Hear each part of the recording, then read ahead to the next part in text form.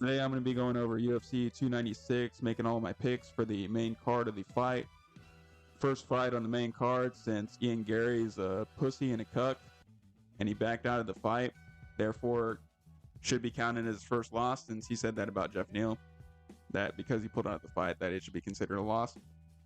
Anyways, because of that, Mitchell versus Emmett was supposed to be the last fight of the prelims, but it's gotten moved up to main card status, which I don't have a problem with. I like Bryce Mitchell.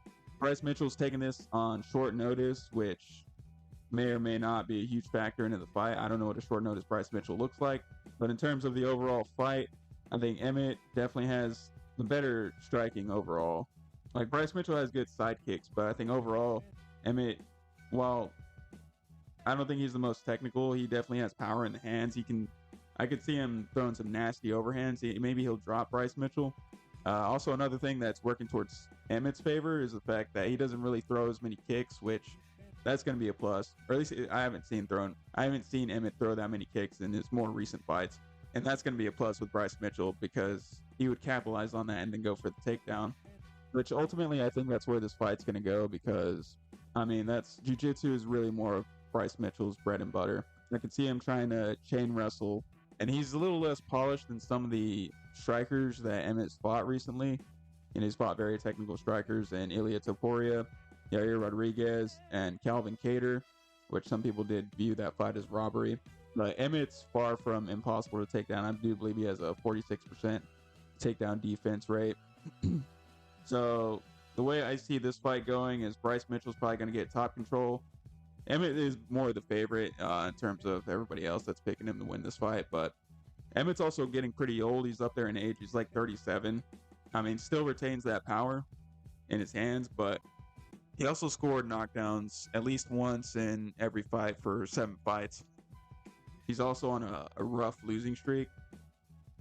And like I said, some people consider that fight with Kattar to be a robbery. But overall, I think I'm going to have to go with Bryce Mitchell.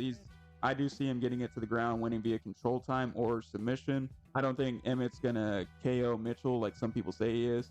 And then even if he dropped him, which I could see him dropping Bryce Mitchell, possibly, I don't think he would follow up with shots on the ground because the grappling fight is going to favor Bryce Mitchell. So my final verdict on this one is going to be Mitchell by submission or decision. So Ferguson versus Pimblett. Man, this is going to be an interesting one, especially after the back and forth. There's a lot of things that are going to factor into this fight. Maybe Patty's haircut, because I guess they'll give you a decision based on, how shitty your hair is. But no, on a serious note. So this is Patty the Fatty's return after a year off, with his last fight being the fight with Jared Gordon. Won a robbery decision. And then I see some people trying to use that broken foot excuse to justify his robbery. Broken foot or not, that didn't change the fact that he's absolutely shit at striking. He may have the power, but he's just nowhere. He does not have the technique. He was outstruck by Gordon in the first round, and it just overall outworked during that entire fight. He didn't really. I don't think he won a single round, but I think there was an argument for round 2, I believe, round 2 or 3. But watching it live, I didn't think he won a single round. But Patty's striking is absolutely terrible. He leaves his chin in the air. Doesn't really have the technique, telegraphing the fuck out of his punches just in general. He hits hard, I will give him that, but on the feet, I would love to say it's a little bit evenly matched. And honestly, I could kind of see Tony Ferguson winning this because I think Patty's just that bad. But we are seeing aged and declining version of Tony Ferguson, so unfortunately we're going to have to bring ourselves back to reality. Because it's like a cycle that people are like, oh, we're about to see the old El Cucuy, because he'll have some, like, people will say, oh, he looks like he's back in it, like he's, ready to fight again, like his mental state's there, which actually we'll get to that in a second. But it's kind of just like the same cycle every time.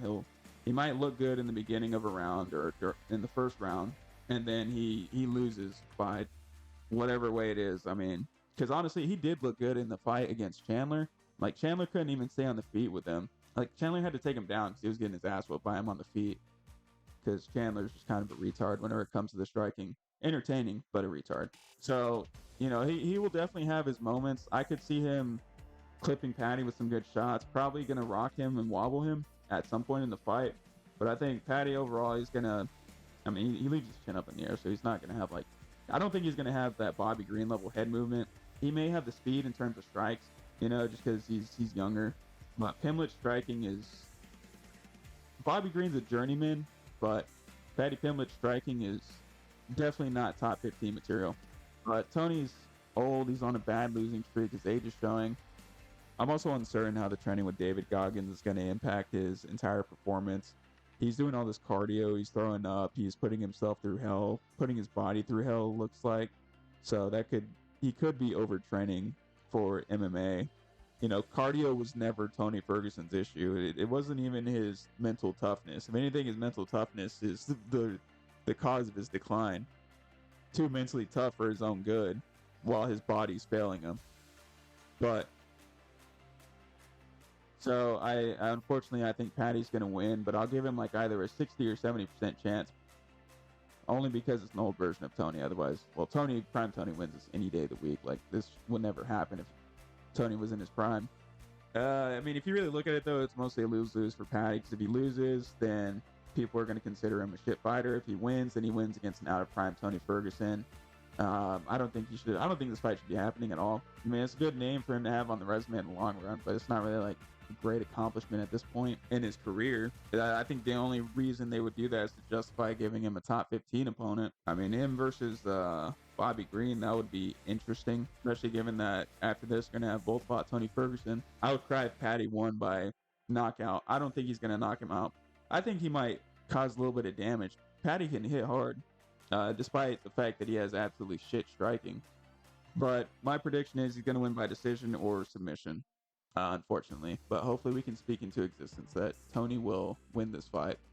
All right, so this fight I've been looking forward to for a while. Well, Rachmanov, I've been wanting to see fight in the cage ever since he fought Geoff Neal. So Wonderboy Thompson, even though he's getting up there in age, he's like 40 years of age, I still would not underestimate him in the striking department at all. Striking-wise, even, at his older age, he seems to have decent speed, precision, and power. I mean, especially like he did against that fight in the fight with Geoff Neal. And I mean, he had his hands down against Power Puncher. I know it's, the whole karate stance or whatever. But Wonderboy was also fighting off the back foot pretty well, so he can deal with pressure as well. He threw Geoff Neal off so much that he couldn't even really get that much meaningful offense going, at least in the first round.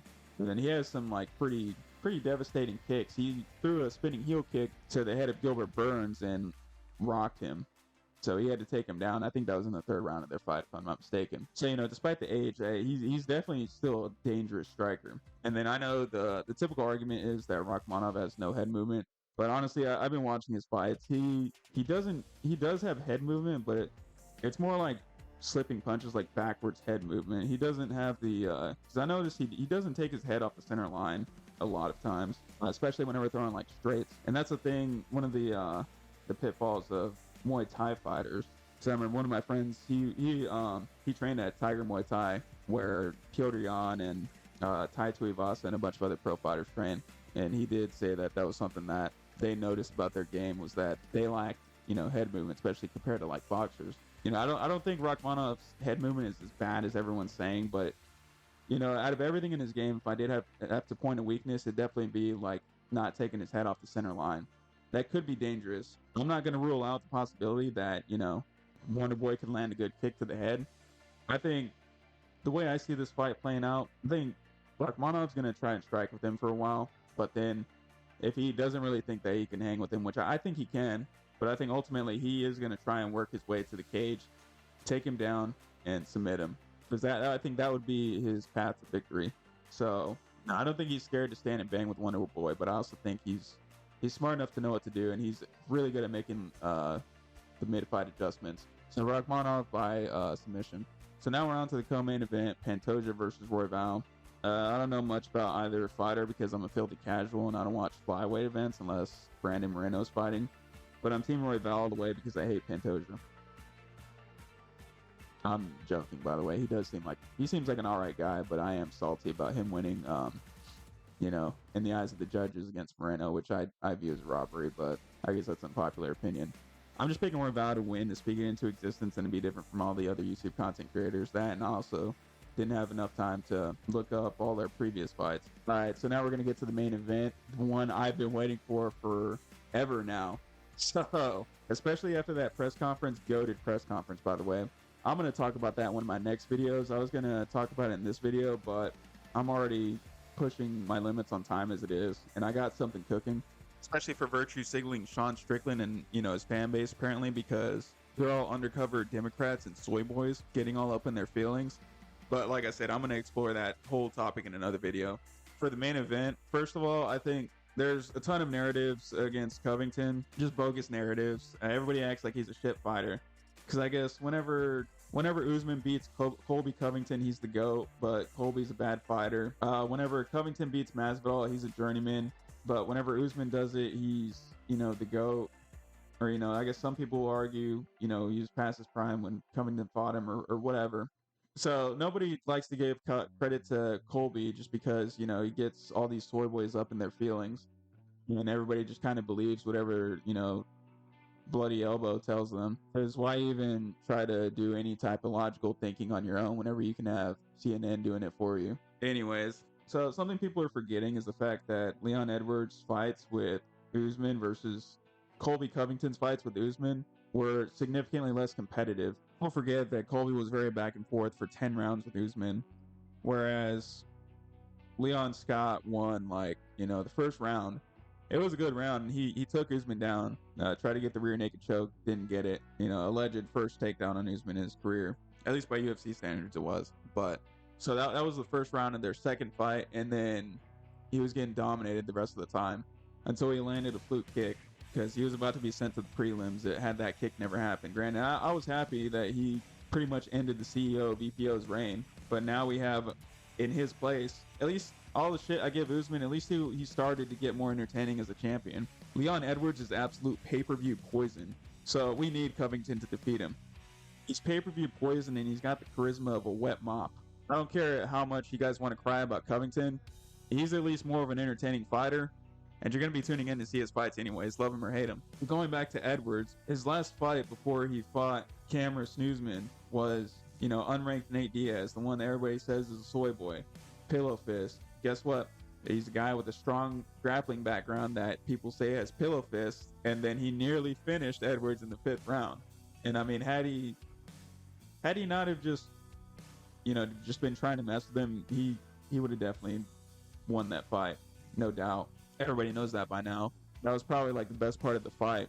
That, or you know, Nate Diaz just kind of taunting him, because Leon Edwards and Bilal Muhammad are the most boring fighters on the roster. The difference is one lays in praise and the other one point scores, like he's Floyd Mayweather, the Floyd Mayweather of MMA. So that's for Edwards. But as far as, you know, we can look at, you know, Colby's situation. He's coming off of a long layoff, and, you know, nearly 2 years. He's 35 years old. But honestly, him taking off a lot of time in between fights isn't unusual. He did the same thing with, I think it was after the Usman fights. He took a year off after each one of those, so he probably let his chin recover. You know, that he does have a chin. He has cardio for days. Dude's got a third lung. Like, long layoffs can be detrimental because of ring rust, but as of yet, it hasn't affected Colby historically. I mean, there still is a lot of, you know, uncertainty going into this fight. Training camp looked like, you know, what has he improved? Basically stuff that we're going to see. You know, he got his black belt in jiu-jitsu, and I heard that he was working on his boxing a lot more. He's not a heavy power puncher, but he throws, and he's not the most technical, but he throws in volume. And like I said, you don't have to be a heavy puncher to rock Leon Edwards. Just like I said, look at what happened to him in the 5th. But as far as how I see this fight playing out, I think it's going to kind of play out similar to how Covington did Masvidal.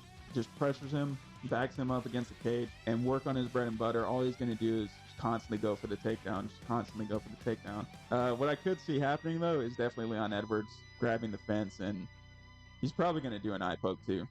Guaranteed. I'm calling it. But, you know, despite all that, I think Herb Dean will hopefully take a point. He did it to him in the last fight with Marty Fake Newsman. So, oh, and I did forget to mention about the fact, can't believe I almost forgot that. The fact that he's giving off the same energy that Adesanya did whenever Strickland had talked about his dog, and was really getting to him mentally. You know, in that press conference after he talked about bringing Leon Edwards to the 7th layer of hell and meeting his dad there, the energy has been completely off from Leon Edwards, and nobody wants to admit it, but he looks completely shook. I think Colby's genuinely gotten in his head, and I think it's completely possible that he comes out super aggressive in the first round, gasses himself out. He's going to try and probably going to try and throw a kick, and Colby's going to take advantage of that and take him down immediately. No matter what, Colby's going to work towards the takedown. He's not going to give him any space. He's just going to be all over Edwards, and then he's going to pound on him for 5 rounds. But the emotional factor does play a huge part into it. But I don't think it's going to work to Leon Edwards' favor. I think he's shook as fuck, and I think he's not going to be all there, like, mentally whenever he hits that cage. Because even a day later, whenever they did the face-offs even after the 2024 season press conference, he still looked shook as fuck, and nobody's wanting to admit that. But I got Colby by decision, 50-45 or 49-46. Those are all my picks for the day. I'm gonna make a video regarding the press conferences later. Like I said, I was gonna put it in this video, but I ran out of time to do it. But in the meantime, like, subscribe, share the video, and comment if you fucked Ian Gary's wife.